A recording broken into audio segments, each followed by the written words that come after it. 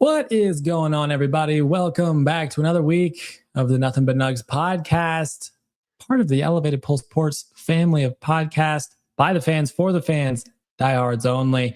Last week, we recapped the Nuggets season pretty much in its entirety. We went through the 2025 offseason. We walked through each segment of the regular season, and then we talked about the postseason series yet again. We just had to relive the pain for back-to-back weeks.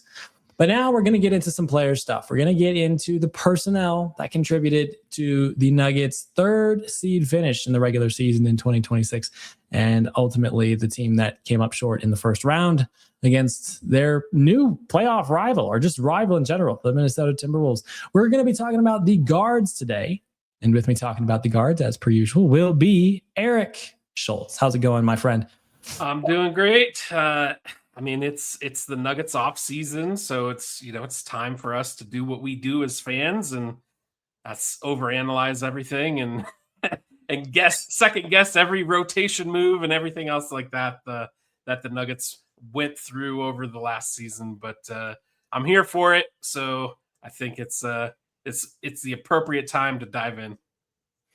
Yeah, I mean, you can't be a diehard Nuggets fan or fan in general if you're not over here just overanalyzing everything that happened from last season, hoping that this offseason changes can be made so your team can continue to contribute. But We're going to start, like I said, with the guards. All right. And now the Nuggets had an interesting situation with the guards last season. Obviously, you had your all-star Jamal Murray. Obviously, you had Jalen Pickett, who was kind of the third string. Bruce Brown was re-signed in the offseason. Now, Bruce Brown is not a true point guard, but he was kind of re-signed and given that sort of role as the second guard off the bench. He was given a lot of ball handling opportunities as well in a lot of actions. And so we're going to, for the sake of just the depth chart, and filling out three guards to talk about, he's going to be the other point guard that we discuss in this podcast. We'll also give, I guess, an honorable mention to Tyus Jones. He didn't do very much during the regular season, didn't get very many opportunities. He was signed late, and he actually ended up getting some pretty significant minutes in the postseason, believe it or not. But we won't dive too deep into him for that reason. He wasn't really on this team for most of the year. But that said, how about we just dive right on into it? Let's start off with the man who's been known throughout the duration of his career, at least since year 3, or the first time the Nuggets made the postseason. There's a playoff riser, a guy who's okay in the regular season, but who this season came out and became an all-star for the first time in his career, Jamal Murray. So, Eric, what do you think, just thinking back about 2026, what do you think about Jamal Murray's overall performance this last season? I think if you start with just the regular season, playoff Jamal showed up from game one. He clearly came in with a mission this season, and it was to be more of a leader, to be a guy that took a little bit more weight on his shoulders, so to say, to try and take a little bit more away from Jokic. And I think he accomplished that. I mean, he had a phenomenal season, regular season. He played 75 games, so relatively healthy for the most part, averaged over 25 points, over 7 assists a game. So, from a point guard standpoint, those are pretty darn good numbers. He shot just under 50% from the field. I think career high, maybe not career high, but 43.5% from 3, which, if I'm not mistaken, he also broke the all-time single season Nuggets record for most threes made in a season. So, I mean, look, when you look at everything from a body of work standpoint that he put together, I think he had a phenomenal regular season. It's just really hard to see the way it ended in the playoffs and not weigh everything on that. But look, I'm a huge Jamal Murray fan. He is one of my favorite Nuggets that I've had the opportunity to watch play, really from his, the time he was drafted until where he's at today. I think he plays with heart. He plays with emotion. He's one of those guys who I like to cheer for. It makes it a lot easier to cheer for the Nuggets when they have guys that you like and you like to cheer for. And he's one of those guys. Sure, he makes mistakes. I think he'd probably be the first to admit that. But I mean, man, from an overall season, regular season perspective, I mean, he to me, he stepped up and really he did exactly what he kind of, I think came into the season hoping to do, and that was kind of elevate to take that next step. He's probably going to land somewhere, in the all NBA, maybe second or third team. Probably third team is going to be my guess. But we'll see when all the after the season awards come out where he lands. But I couldn't have been happier with the way that Jamal played in the regular season. Yeah, absolutely. And I'm going to reciprocate that also. If you take a look at his stats, honestly, what you notice is that he had career highs in literally everything besides offensive rebounds per game, turnovers per game, steals, and blocks per game. Literally everything else was a career high.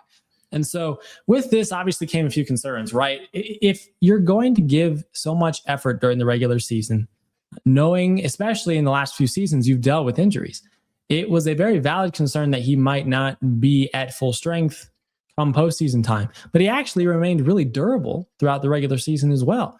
And so, I mean, 75 games played, it looks like he was really showing that he was elevating to a level and in the center sort of his prime that he'd never really demonstrated he could do before.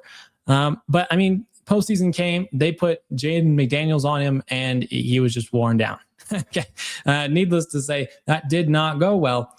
He also averaged the most minutes per game, both in the regular season and during the postseason for the Denver Nuggets. So he was a guy who obviously was in the starting lineup, but who was in a lot of those sort of stagger rotations that the Nuggets used throughout the course of the season, postseason and regular season. If you take a look at his shot type distribution, 59% of his shots came from 2-point range. 41% came from 3-point range.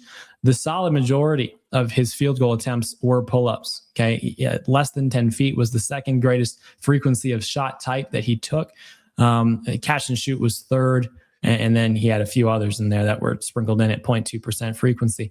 But I mean, overall, when you think of Jamal Murray's practical statistical contributions, Eric, is there anything in the general statistics that stands out to you for some specific reason, positive or otherwise? The one thing that jumped out, it on paper it looks good. I mean, I think he shot 88% from the free throw line this season, which he's typically somewhere hovered around that 90% from the free throw line guy. But when you take more shots and you're obviously driving and you're going to get fouled more, there were just times throughout the season where I felt he left some points on the board, and they were kind of big points. It's tough. I know he's probably harder on himself than anybody else. Just kind of knowing that history of what he went through, as a kid with his dad raising him, talking about how, he'd have to shoot 500 free throws a day, and his dad wouldn't even, let him move on to different drills until he made, 250 of them in a row without hitting the rim, and some, just crazy things like that. So it kind of, stuck out to me when he missed a couple of big free throws in big time moments. So that was one thing I was a little, again, this is just being super nitpicky because I feel like he had a great season. The other thing was, as the season progressed and you could see, as we kind of got into that, March, April, certainly into the playoffs, you could really see the minutes had accumulated and started to take effect. I mean, he just wasn't as sharp. He wasn't as quick coming off of screens. And he is a point guard. He's who the Nuggets rely on to bring the ball up the court. And it really became a problem in the Minnesota series when they put Jaden McDaniels on him and he couldn't bring the ball up the court. He didn't have it in him anymore. So I don't know what the answer is for the Nuggets, because I think Jamal was probably in the best shape of his life to start the season, or at least, from a basketball perspective. He was healthy, relatively healthy throughout the majority of the season. So to me, those are things that you kind of look at and say, well, if that's what he gave us this year, I don't know how how he's going to be better, from that perspective next year. So we've got to find somebody else internally that can help alleviate some of that pressure and take some of those, take the ball out of his hands, make it so he doesn't have to be the guy.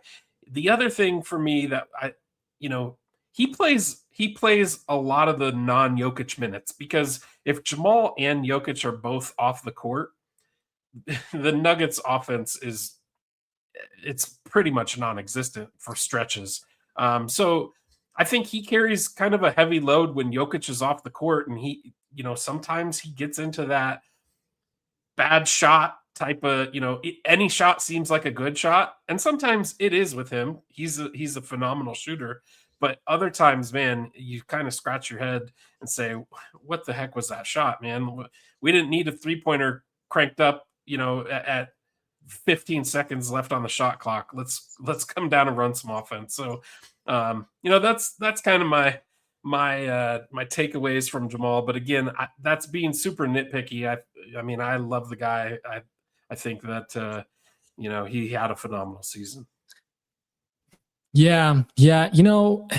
As far as his physical composition, this is something I kind of noticed even when I was watching and kind of reflecting on why he wasn't as efficient, it felt, when he needed to be in clutch situations this year as he had been in previous years. If you think back, obviously he had the ACL tear a few years ago, and that significantly limited his explosiveness. He's not been the same type of explosive athlete since. But during the championship run, he had a much smaller body frame. And so he still maintained his quickness, even though his vertical ability had been significantly limited. This last 2 or so years, it seems like he's put on a decent amount of weight. And obviously that has its benefits, right? Because you can be more physical in theory. But Jamal is a guy who did really kind of rely on both his speed and his sneaky athleticism getting up to succeed just in general, especially in the two-man game. And so that's something that I think kind of went under the radar, is the fact that Jamal has a different body shape in this current day and age, in this current point in the decade and his point in his career. He's obviously good. He had an all-star season with his current physical condition. But I mean, you kind of saw it in the postseason. It's not hard to deal with a bigger, stronger guard if you just put a more athletic wing on them. And so, I mean, from that perspective, it kind of felt like Jamal was really missing his speed.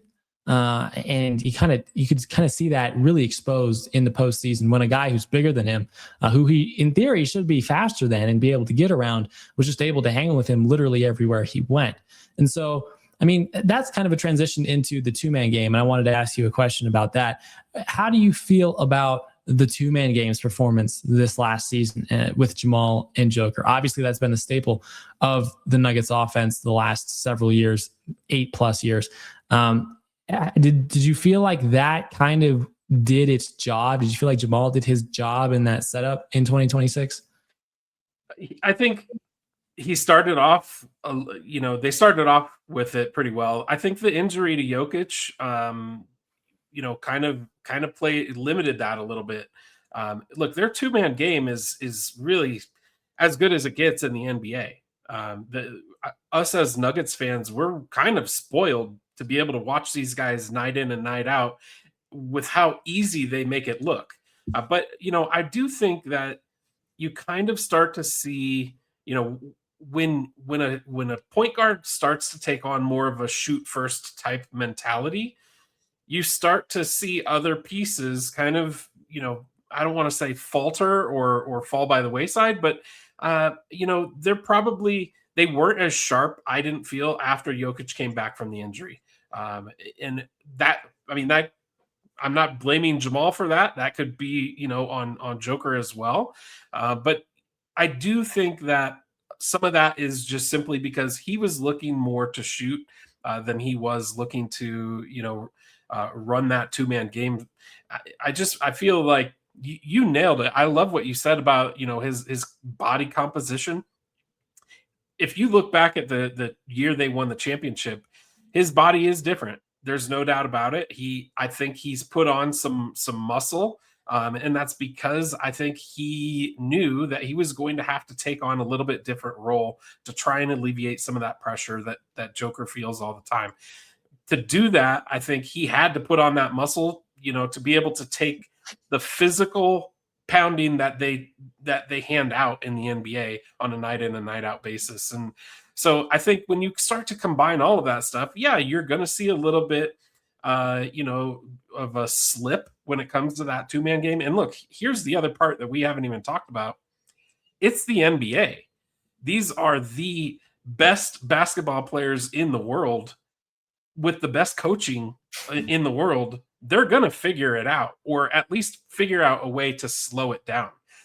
So, I think it's kind of a combination of all of that. But look, when I look at that two-man game with him and Yoke, it's still, to me, it's top 2, top 3 in the entire NBA. Yeah, I'm right there with you. I completely agree. It's one of the best and most efficient duos and plays in the NBA for sure. The question is whether or not that is something that they feel they can build around into Joker's mid 30s and Jamal's early 30s, especially given that the style of this team is very offensive heavy and requires the guys to get involved. Right. Maybe you could make this happen a lot more effectively and a lot more sustainably into the postseason when Jamal and Joker had to do a lot of hard carrying because there was a lot less perceived depth around them. And the depth itself, in terms of quality, was a lot more defensive oriented. But with the team we currently have that's just so offensive heavy and relies on so many pieces to work together, it almost feels like the two-man game is kind of fading into the background in some sense, although it's still the center of this offense. And I think as long as Jamal and Joker are on this team, you have to make that the center of your offense just because of who those two guys are and the chemistry that they've had for like nearly a decade or maybe over a decade at this point in time. So it'll be interesting to see how that evolves into 2027. But I mean, as far as Jamal Murray, in summary, do you think he met his expectations in 2026? And would you like him to be back on the team in 2027? So I think Jamal met the expectations simply because how I'm measuring him is, look, we all were waiting for that year where Jamal stepped up and became an all-star, and he kind of took some of that pressure from Joker, and he did that this year. There's no question about it. Do I think that he faltered in the playoffs? I think he had a really bad playoff series, and I think, my hope is he's going to use that as kind of a spark to come back and be better than ever. Do I want to see him on the team in 27? Look, I'm not a general manager. I don't know all the deals that are potentially out there for him. But we talked about it maybe last podcast or the show before. Team chemistry is one of those things that it's a real thing that you cannot recreate in any other sense. And the the chemistry that Jamal and Joker have, that they've had, since day one, coming in and kind of being bench players together and growing up together in the NBA, and ultimately becoming one of the better two-man games in the entire league for a good stretch, 5 to 7 year stretch. That's not something that they're going to be able to easily replace if they go out and shop Murray. And I get it. Jamal's probably the most, attractive piece that they could move. I mean, Aaron Gordon's got questions because of injuries. Christian Brown's contract's going to be difficult to move. Cam, he could probably be moved, but is he going to get you back what Jamal would get back? I doubt it. So look, I don't think it hurts to kick the tires and to see what may be out there, but overall, I don't think the Nuggets are anywhere near being, a top half Western Conference team without Jamal Murray. Yeah. So I'm right there with you. I actually think he exceeded expectations in 2026, just because overall I did not expect him to be the all-star caliber player that he was during the regular season. And quite honestly, Minnesota knew that Jamal was much better this year, and they believed that so much so that they decided to stick a 3-and-D wing on him, like a 3-and-D guy who's 6'9" on him the entire series.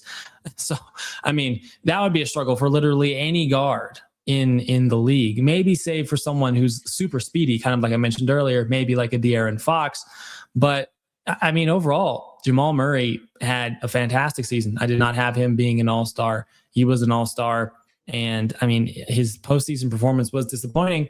But I mean, what are you going to do when a team pivots to that kind of defensive strategy on you? Especially considering some of the areas that you were lacking consistent depth throughout the regular season and especially in the postseason. So that's completely understandable. As far as do I want him to stay on the team in 2027, we'll see. If I were to be getting back maybe someone like a Kevin Durant or a LeBron James or someone like that, I don't think I would make that type of trade. I just don't think it's necessarily worth it. I do want to see Jokic's prime maximized, but I mean, Jamal's still in the prime of his career. He, like you said, he has that chemistry. And so that continuity with this team is super, super important. I don't think I would just get rid of Jamal Murray for absolutely nobody. I think maybe if a Jaylen Brown became available in a legitimate way, that would be about the only guy I would try to work out a trade involving Jamal Murray for, just because he has presence on the offensive and defensive side of the ball and also has championship experience as well. So unless it's someone like a Jaylen Brown, I think I would like to see Jamal Murray return in 2027, but we'll see how all of that shakes out. I think it would be, obviously, like you said, with the contract situation, they're not going to be able to bring in another star unless they move some combination of Murray, Gordon, or Cam Johnson. Christian Brown is probably not going to be movable. There's no way anybody would take that. And the Nuggets don't have the draft capital to be able to justify saying to any team out there right now, hey, here's a guy who put up double digits in one game in a 6-game first round series who's now set to make an average of $25 million a year. I don't think that's going to be a trade anybody takes. So it'll be tough to get rid of anyone besides Jamal. Cam Johnson maybe has some value, but Jamal definitely has the most. And so I really wouldn't move on from him unless I got something of comparable value in terms of his current ability and his current age situation and the chemistry aspect as well, right? If you're going to sell the chemistry, you got to make sure you're getting someone legit in return. So, hey, we have some comments actually. Before we move on to Bruce Brown, we got some comments that we'll address. Main thing I see with Murray this year is when clutch time happens, Murray wasn't as good as he's been in previous years. However, he played great in the regular season, says Cap N 1835. What do you think about this, Eric? I mean, I think that's pretty clear. Yeah, he wasn't as good in the postseason as he was in the regular season. But I mean, it's hard. It's in the NBA. It's really difficult to, and that's something that we've been on Jamal about for years. Is consistency. Consistency in the NBA is what's going to separate guys who are your average everyday guy to your all-star type level guys. And unfortunately for Jamal, that consistency or inconsistency reared its ugly head in the playoffs. You know, he started out great. I think games 1 and 2, if I'm not mistaken, he scored over 30 or close to 30 in both of those games. And then as that series progressed, McDaniel's defense got tighter. It was just kind of like an anaconda, you know, wrapping around him, and he just wasn't able to get free and get loose. And I think that's you saw that was Minnesota's game plan, and they just didn't let the Nuggets get into the flow of their offense, which we all know when the Nuggets offense is flowing. Look, there's a reason why they were the number one offense in the entire NBA this year. It's because of that two-headed monster of Jokic and Jamal. Yeah, and I mean, it's tough to see Jamal gets so worn down like that by a guy who's just so much more athletic than him, a little bit younger than him too. Because this is the first time that this has really happened at any point in his career. I mean, we've seen McDaniels like switch on to him during courses of previous seasons, the postseason series a few years ago, regular season games, etc. But for him to be on Jamal the literal entire game is just so tiring for Jamal. And so, I mean, he wasn't as good in clutch time just simply because he was worn out. He just was not locked in. He was clearly fatigued during the clutch stretches of this game, and I would be too. You know, if I was expecting Jaden McDaniels to be right out there on me every single time, and I have to fight around screens and know that I'm not fast enough to outdo this guy who's much bigger, much more athletic than me, that would wear me down too. And so, look, it's great that he had a 25 point per game regular season performance, literal career highs across the board, except in 4 statistical categories. But yeah, I mean, that's really the biggest difference between this season and previous seasons. He was just worn down by the workload and the matchup in that playoff series. Another comment from Cap'n. Do you all think Murray choked in the playoffs? Love to hear your guys' thoughts on that. I personally do think he did. Eric, what do you think? We talked about it last week. I don't think it was just Jamal that choked in the playoffs. I think it was the entire roster. Look, it's really hard to blame one guy when you can look at the other starting guard on the team, and he, in the closing game, would he score 3 points on? I think he was 0 of 4 shooting or something ridiculous like that. So it's hard to put just all the blame just onto Murray. I think the entire team choked. I don't necessarily think any one individual should be the one that takes the whole blame. I guess, look, could you say in a way maybe he choked because he didn't have the same type of series as he maybe had during the regular season? Because I do think if you go back and look at the games that Jamal played against the T-Wolves in the regular season, I think his numbers were far better than what he showed in that playoff series, especially if you take out games 1 and 2. But look, again, I personally think that was just more of a structural failure than pinning the blame on just Murray. Yeah, I mean, game 2 was okay, right? I'm looking at the box scores here. All right, he had 30 points, 11 of 25, 6 of 14 from 3, which is funny because he didn't even make 6 threes the rest of the playoff series. Yeah. I mean, yeah, he was literally a net minus in 4 of these games. So yeah, I'm gonna say that I think that Jamal choked this series. I think that that's a pretty clear observation. I mean, this is not the usual Jamal Murray postseason performance that we're used to seeing. This is not Jamal ascending to another level when the lights get brighter and the pressure gets tougher. That's very, very crystal clear. And so, again, it's a very tough decision, right, that you have to make if you're the front office this season, because he had an all-star year. He's at the peak of his value. But at the same time, the only reason, the main reason why he choked in the postseason is because of the specific team you played with the specific matchup that they presented for you. So if you played another team in that series, are we having the same conversation today about Jamal Murray that we are having right now? If you play a team that's smaller and can't afford to put a long defensive athletic wing on your all-star point guard, are we talking about Jamal Murray having a colossal playoff collapse, or are we talking about a Jamal Murray who is at a minimum putting up his regular season type of performance, if not better, because it's playoff time? I guess we'll never know. But I mean, tough decisions have to be made this offseason. And so, I mean, that it'll be very interesting to see what the front office does with all of that considered, regular season, postseason, and otherwise. Thank you for the comments.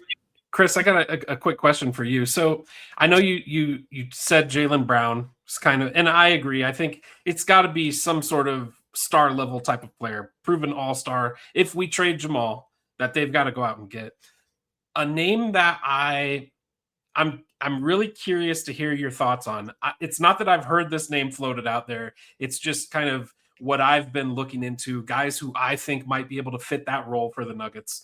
And it really would be two guys, because just to make salaries work, you'd have to work this deal. But in Dallas, they have Kyrie Irving. I know he's coming back off of injury, and they have Najee Marshall, who's kind of that small forward role. What would your thoughts be on a package that would, maybe Murray, and I don't know if anybody else to make the salaries match has to go, but let's just say it's just Murray for Kyrie and Najee Marshall. I don't know that Dallas would do that even, but what's your thoughts? That's very, very intriguing, my friend. Very intriguing.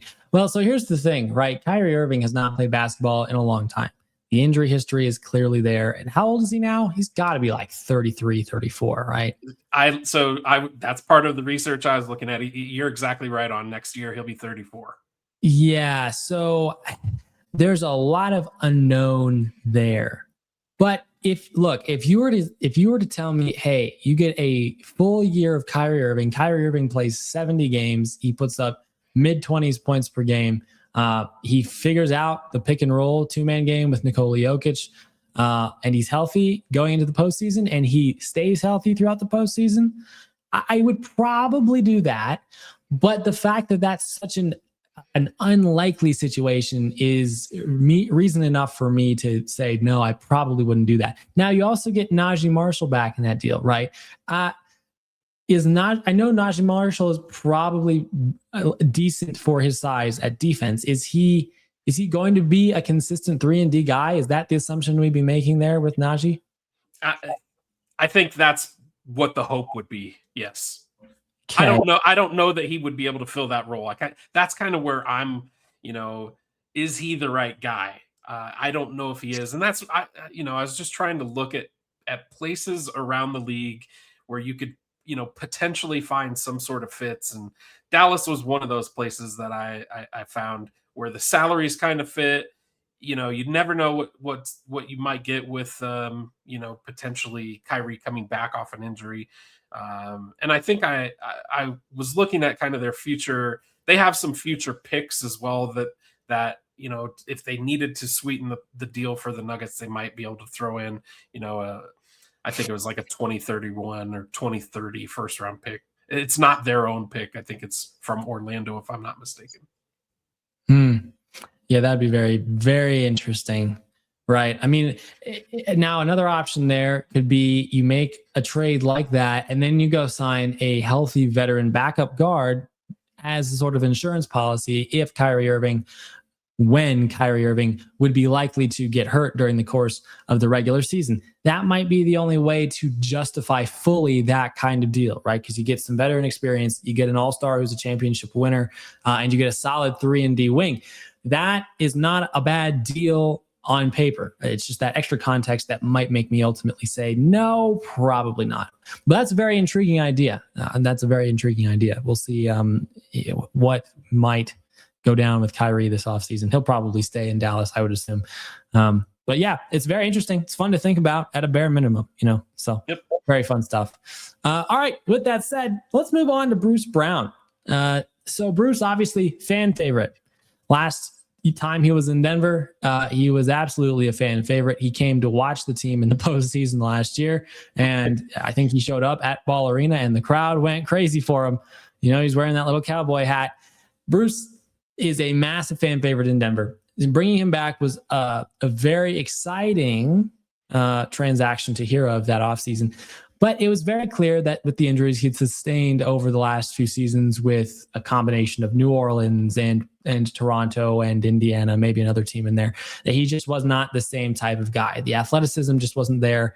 The energy wasn't necessarily there. And the shot, really until the end of the season, wasn't there. And then it kind of disappeared in the postseason as well. So in thinking about Bruce Brown, what thoughts initially come to mind, Eric?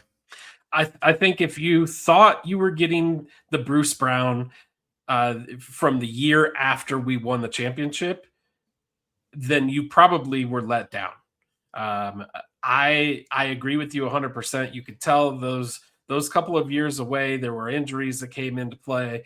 He's not the same guy that he was back then. He's a step, I won't say a step slower, but that shot it didn't come back until essentially the end of the season. Now, let's look at some of the positives. Bruce Brown was a guy that they could count on every single night. He played in all 82 games. I think he's the only Nugget that was able to say that he was able to play in all 32 or 82 games. So, if you were looking at finding kind of a backup point guard who you can rely on. We hear it all the time.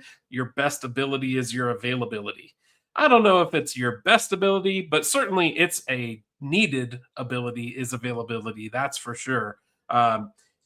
He averaged just under 8 points a game. I think right around 4 rebounds per game. So he came in and I think he did what most people kind of thought he was going to be able to do. I feel like for a lot of fans were expecting the Bruce Brown from the championship year, and that's not who we got. That's not the same Bruce Brown that we got. So again, if that's who you were expecting, I can see where some people may say, well, he definitely did not meet my expectations. Yeah, for sure. Hopefully people weren't expecting that. Yeah. I think that we expected him to fit a little bit better into the offensive scheme, right? Maybe we expected him to execute the concepts a little bit slower and a little bit less athletically. But I mean, at times it kind of just felt like he was out there pretty much only for defense, because offensively it didn't really feel like he fit anywhere. They wanted him to handle the ball off the bench.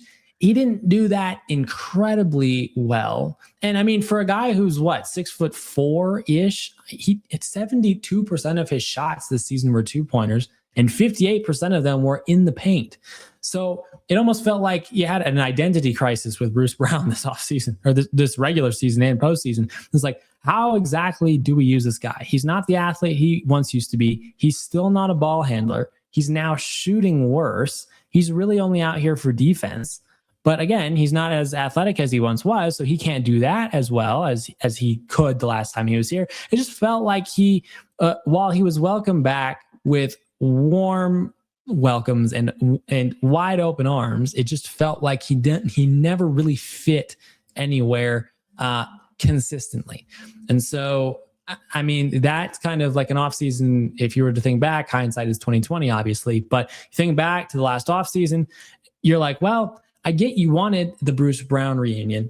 Would you have been better off trying to make a move with that cap space that you freed up from the Michael Porter Jr. trade? Would you have been better off trying to retain someone like a Russell Westbrook, a veteran point guard who gave you that energy, who is athletic, who brings a heart to this team, who was also kind of a fan favorite, even though he could have been kind of hectic offensively at times and turned the ball over a decent amount? It almost felt like that would be one of the biggest. If I had to undo that, I probably would have undone that and re-signed Russell Westbrook type of decisions. But again, just talking about Bruce Brown fundamentally. All right, here's the stat line from 2026, the regular season. All right, he averaged 24 minutes per game, 8 points per game. 48% from the field, 39% from three, surprisingly enough. And I think a lot of that was towards the back end of the year, and also the fact that he didn't really shoot as many as he had the last time that he was here. 76% from the free throw line. All right, he gave you 4 rebounds. He gave you 2 assists in that period of time. A steal, not many blocks at all. He's not a blocks guy. But an overall negative with the plus minus. And so, I mean, talking about Bruce Brown's fit into these rotations that the Nuggets worked in 2026, what did you feel about his fit in those rotations? Do you feel kind of like I do with the fact that, it didn't really feel like he had a home anywhere, or do you have a slightly different take on that perspective? No, I do feel essentially the same way you feel. I mean, there were times throughout the season where you just got the sense that he was kind of a guy who was out there just to be out there. Like you said, he was out there for defense mostly, and that, you can't really have that with a point guard. You have to be able to kind of rely on him sometimes to be able to push the ball, to be able to hopefully create some fast breaks and things like that. And one of the things that I look, there's probably no statistical data to back me up. I feel like this. It was my eyes that told me this, not stats on a stat sheet. Bruce Brown might have led the league in missed layups, and I'm saying that in jest, but it Mhm. just felt like that sometimes. Where, gosh, how many times did we see where Bruce Brown was, out on a fast break, and look, sometimes he finished, and that's great. That's what we expect. And for a guy that can dunk the ball, a lot of times I was just like, Bruce, just go up and dunk the ball, finish it, and he would lay it up, and a lot of times it just didn't go in. So, but I absolutely feel like sometimes Adelman was kind of scratching his head with where does he fit in the rotation, because it's hard if you want to have him and Jamal on the court at the same time, which ultimately they're going to have to do at some periods, especially when Christian Brown went down with an ankle injury. I that's where it was like kind of, well, who brings the ball up, who, if Jamal is out there on the court with Bruce at the same time and Joker's not out there, where do they go? It just sometimes the spacing didn't seem right. Sometimes Bruce looked a little bit lost out there. And look, he's an NBA veteran. He knows clearly how to play the game of basketball. He knows where to be. He knows the X's and O's. But for whatever reason, it just seemed like, there were spurts where he really got it, and there were other spurts where it was just like, man, what's he doing out there? I think the plus minus that you touched on, that's a really good indicator. I don't like plus minus all the time with everybody, but when you're talking about your backup point guard who you kind of rely on to how many minutes a game did he play? Roughly what, 24, 20, 23, 24 minutes a game. Yeah. When you're playing those kind of minutes, there's an expectation that comes along with that, where you should be able to kind of lead the way for periods of the game, and I just don't feel like he ever really did that. Yeah. Yeah. I mean, he was the only net negative of the guys who averaged over 15 minutes per game during the regular season. So, yeah, I mean, all that considered, it just kind of proves the point, right? He just never really felt like he fit anywhere on this team. And, there's not a massive difference between his 2022, 2023, and a 2025, 2026 shot selections. Ultimately speaking, he was still in 2023 a guy who took most of his shots inside the paint. But I think that's exactly where you're right. I think he made a significantly greater amount of shots at that point in time than he did recently. But again, it comes back to the fact that he's not the same guy he used to be, right? I mean, the Bruce of 2023 would go up on fast breaks and just throw it down over people. And that wasn't only good for scoring purposes practically, it was also just good for the momentum for the team. Big dunks are momentum swingers. And that's exactly what you need if you're going to effectively put teams away when you need to. And that definitely helps in big games as well. And so the Nuggets just didn't get that out of Bruce Brown in 2026. We're going to ask the same question we asked about Jamal Murray. Did Bruce Brown meet his expectations? And would you like to see him back on the team in 2027? I'm going to say Bruce Brown did not meet his expectations. And I think that's simply because I was kind of hoping for a little bit more out of him. As far as about him being back on the team, look, team chemistry we know is a big thing, but I really feel like there's probably other pieces that they're going to have to go out and find. And if we're talking about a guy that's going to come and be on the team to essentially be a defender, you're going to have to find a lockdown defender that can guard more positions than what Bruce Brown can guard. Unfortunately, we've kind of shifted in the NBA to, that, I hate to say it, like that Peyton Watson type of build where, you're looking for bigger, longer, athletic type of guys that can really cover space and play multiple positions. And unfortunately, as much as I would love to have Bruce Brown as kind of that locker room guy. He's just not that guy anymore. Yeah. Yeah. I'm going to agree with you there too. I'm going to say that I think Bruce Brown did not meet expectations in 2026. Like I kind of said earlier, I kind of just felt like it would be a very similar type of Bruce Brown, but who was a little bit less athletic and a little bit less overall energetic, but who would still effectively operate within the scheme of the offense. And he couldn't really do that. He just never managed to be consistent enough offensively. And for a point guard, or a guy who's playing the point guard role right when he's on the court, you really do need a little bit more of that. I even remember back in 2023, he used to have that little floater that he would knock down regularly as a part of his 60% shooting percentage on shots inside of 10 feet. It was just a great little shot. I actually used to copy it at the gym when I was playing pickup basketball in college. And so I loved that shot a ton. It was great. He tried to take that shot more regularly as a part of his role as the backup point guard in certain pick and roll situations or even off the dribble. And he just could not knock it down. I think he shot 37% on those little pull-ups in 2023, and he shot 30% on those same type of shots in 2026. So not the same type of Bruce Brown, not the same athletic Bruce Brown. Do I want him back in 2027? I'm going to also have to say no. I don't think that he is what this current Nuggets team needs. I think the Minnesota series exposed the Nuggets' lack of athleticism, and Bruce Brown, although great for team chemistry, is probably not great for team chemistry out on the court, shall we say. So great guy. I think he served his purpose, part of the championship team. Would have been great to have retained him at that point in time. I thought it would have been cool at that point in time for him to kind of be worked into the franchise starting two-guard role. But again, you also had Christian Braun, who played well, so it's understandable that they weren't able to afford him, re-sign him at that point in time, and then kind of work him in once Kentavious Caldwell-Pope left. But oh, well, another sort of what could have been situation, right? As you just made that decision in 2023. But you pay the champions tax. Bruce got his payday, and we're happy that he was a contributor for this team while he was successfully so during the championship run. All right, our last point guard we're going to talk about today, Jalen Pickett, man. Now, Peyton Watson was obviously the largest surprise, I think we can agree, in terms of guys who just completely surprised us with their abilities to perform when they played in 2026, especially during the regular season.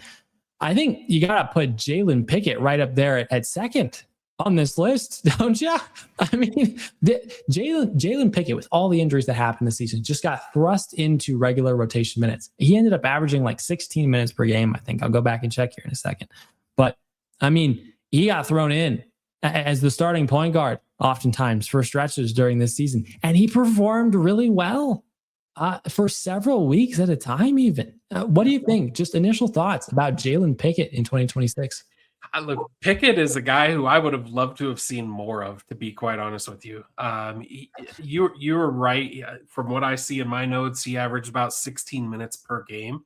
But man, there are times where when you look at Adelman and the rotations, and I know we had talked about it during that Minnesota series, when you need, and I guess he kind of switched more to Tyus Jones, but when we were struggling as a team to find anybody to be able to bring the ball up the court outside of Jamal Murray, in my head, I kept thinking, well, I know he's not playoff tested, but could we at least see what Pickett can do?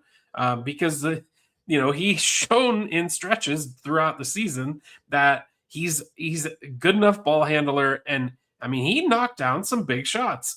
I would love to have seen him a little bit more steady in the rotation, to be quite frank. I think we've been waiting for him kind of to take that next step. And I don't know if it's just not the right place for him. I don't know if Adelman's system isn't the right system for him. I don't know what it is, but I feel like if he had a little bit more opportunity, he would be able to show that he is a guy that can come in and kind of, be that backup point guard when Jamal needs to come off the court.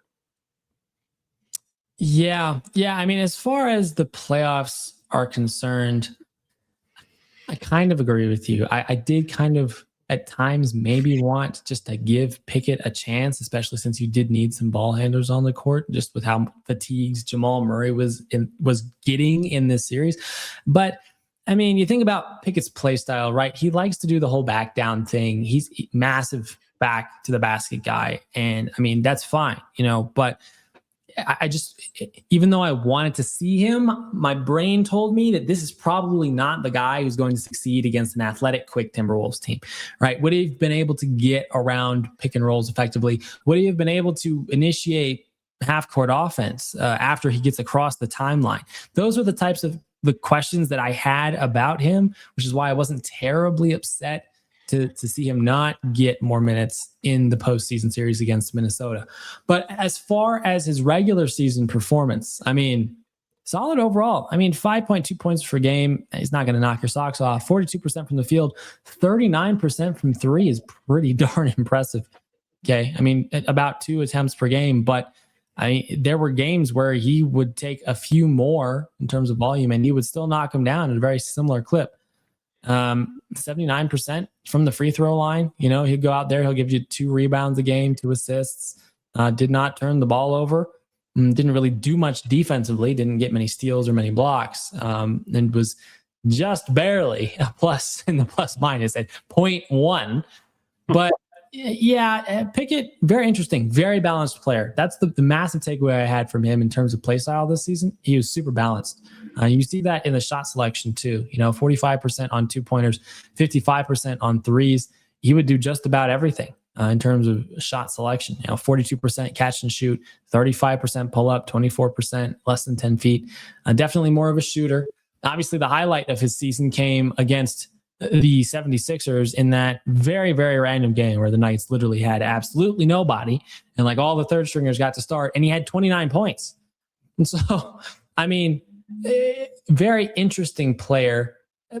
How, if you were to think about the regular season now, less the postseason, how would you have liked to see him used specifically off the bench more if he were to have been used more? I think it's a fair question, an interesting question, but I think you have to look at what was Bruce Brown giving you. Were there opportunities for Pickett to get minutes? That Bruce was playing in those kind of minutes where as I described earlier, where Bruce just kind of seemed like he was floating around out there, really not doing a whole lot. Let's maybe give an opportunity to a young guy to see what he can do. I think there was ample opportunity there because we had Christian Brown go down with the injury. Look, I'm not trying to put Pickett into that two guard role, but you could have put Jamal into the 2 spot and had Jalen bring the ball up and act more as your kind of quote unquote point guard, just for more manageable time, just to see what he can do. I do think, I love the 76ers game that I had that highlighted as well as kind of the bright spot for him. 38, 39% from behind the arc. Look, that's pretty good on limited shot attempts, I think. Coming from Penn State, I don't recall him, lighting the lamp at Penn State as this knockdown shooter. So that's clearly an area of his game that he's put a lot of work into. You're absolutely right. He is kind of that more physical, back down, big body type of, bully ball type of point guard. And, maybe that just isn't, it just doesn't fit the play style that Adelman is looking for. And so I can understand why it might be hard to try and find those types of minutes because he's not the most athletic. He's not going to, get a ton of steals and blocks and things like that. But, when something's not working, and I feel like there were periods of time throughout the season where Bruce Brown it wasn't cutting it. If something's not working, let's not just continue to do the same thing over and over because he's a veteran. Let's maybe look at something that we have on the bench and see if that can give us, something different. It worked with Spencer Jones. Spencer Jones didn't come into this season as, somebody who we thought we'd be able to lean on, and we all see what happened with Spencer Jones. So, maybe if he was given more opportunity, who knows what we would have been able to find. Yeah, yeah, it's a very interesting situation. But oh well, I mean, he was part of that draft class, that Calvin Booth draft class of drafting these older college players who theoretically could have come into playoff games and give you some minutes. I remember people saying that, and I was like, really, this guy Hunter Tyson, really, this guy Jalen Pickett in the playoffs? You're gonna these guys? You think? Yeah, it was very confusing. But I mean, Jalen Pickett is here. We're going to ask the same question we've asked about Jamal and Bruce. Did he meet expectations in 2026? And do you want him back on the team in 2027? I believe he has a team option for 2027. So he still technically could be under contract. He's not officially a free agent. Yeah, what do you think? Expectations, and do you want him back or not? As far as expectations go, it's tough to give a grade on somebody who played so few minutes. I would say, I guess he met expectations just simply because my expectations for him weren't high to begin with. I would have loved to have seen more from him. So I guess I hate to be this way, kind of wishy-washy, but if my overall view is, did our point guard position meet expectations? I would say Jamal met expectations, or maybe even exceeded, as you said.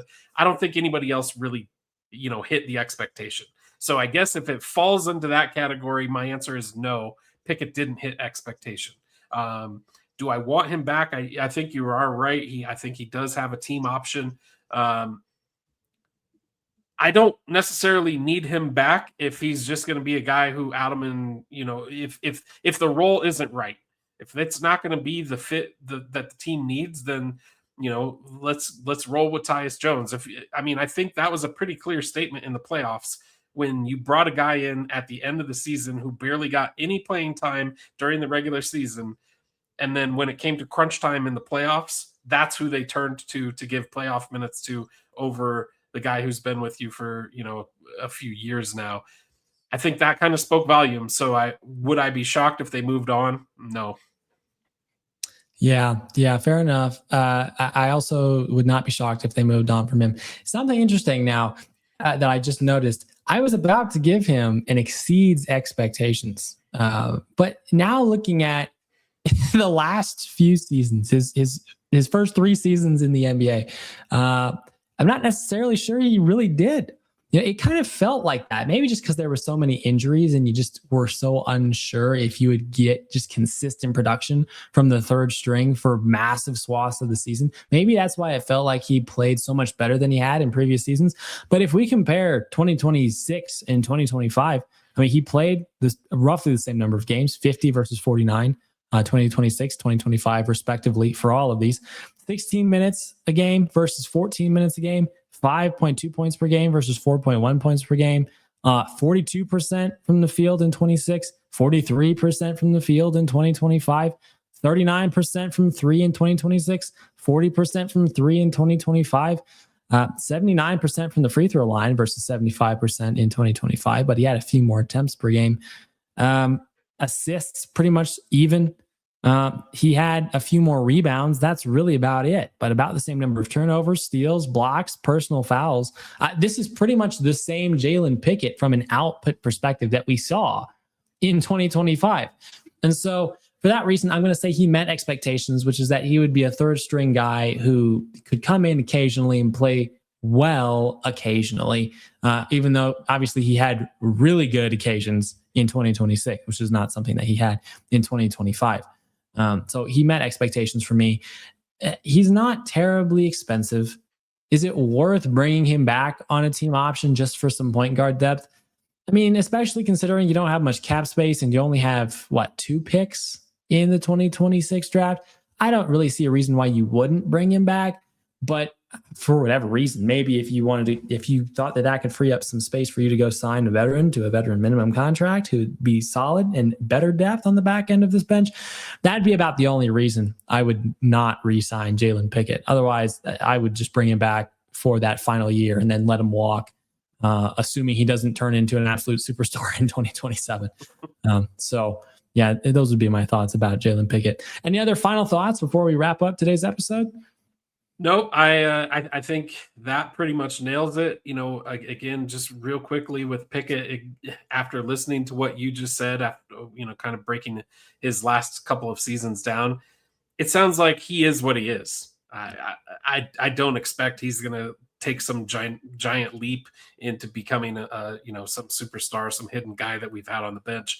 He is what he is. He's going to be a guy that gives you 15, 16 minutes. He might get you a couple points here or there. He might knock down a 3 in a game. Ultimately, that's who he is.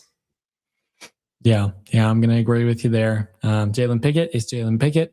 Bruce Brown is Bruce Brown, and Jamal Murray is Jamal Murray. We'll find out what that looks like come off-season time when the decisions get made to try and catapult this team back into title contention. But, as far as today's episode, that was a great walkthrough. Thank you, my friend. It's always a pleasure to have these discussions with you. And thank you to everyone who listened and to our one fellow follower who commented on our live stream today. We hope that you guys drop more comments in these comment sections, like these episodes, share these episodes. We're trying to build the #1 diehard Nuggets podcast in the entire world, effectively, I guess. So get that content out there. We're trying to provide some high quality stuff for you week in and week out. But we'll be right back with you here next week to be talking about the shooting guard core of the 2026 Denver Nuggets team in the exact same format. So join us right back here next Friday at 6:30 p.m. Mountain Standard Time. Till then, take care and peace out.